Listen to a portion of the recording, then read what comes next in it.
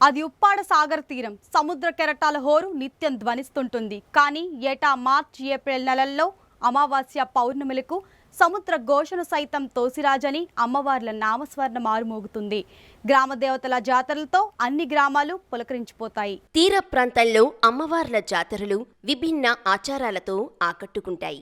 కలకలలాడుతున్న విద్యుత్ దీపాల మధ్య జనం చుట్టూ ఉండి కర్రలతో కొడుతున్న దృశ్యం చూస్తే అక్కడ ఏదో పెద్ద గొడవ జరుగుతోందని, ఎవరినో మధ్యలో పెట్టి కొడుతున్నారనే అనుమానం వస్తుంది.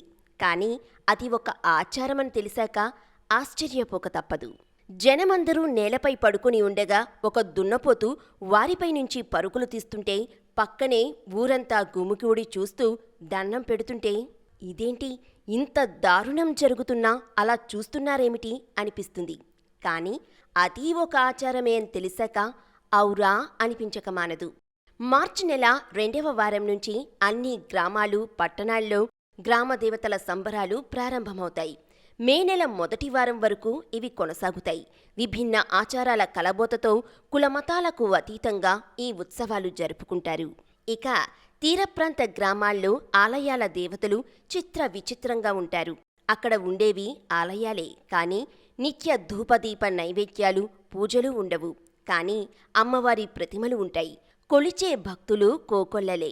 వైవిధ్యభరితంగా కనిపించే ఈ ఆలయాల్లో మత్స్యకారులు కొలిచే దేవతలు ఉంటారు. సాధారణంగా గ్రామదేవతల ఆలయాల్లో ఎక్కువ శాతం నిత్య ధూపదీప నైవేద్యాలు ఉండకపోయినా భద్రత ఉంటుంది. ఆలయాలకు తలుపులు, ప్రహరీ గోడలు ఉంటాయి.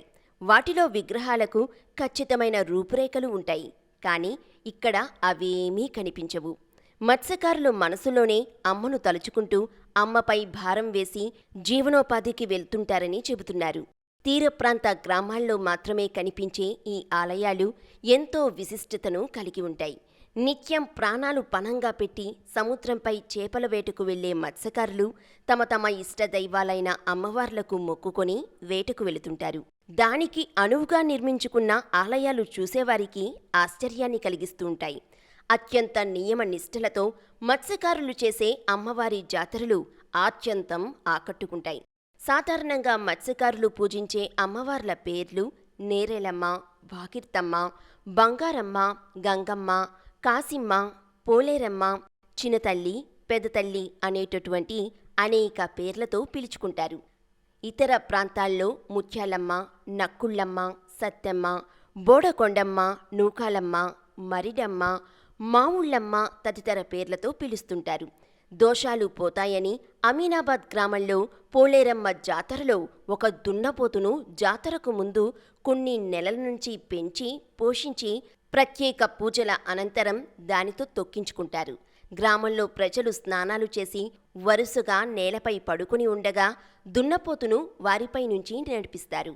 దున్నపోతు గిట్టలు తమ శరీరాలకు తగిలితే వారికి ఉన్న రోగాలు పోతాయని వారి ఆచారంగా స్థానికులు చెబుతున్నారు.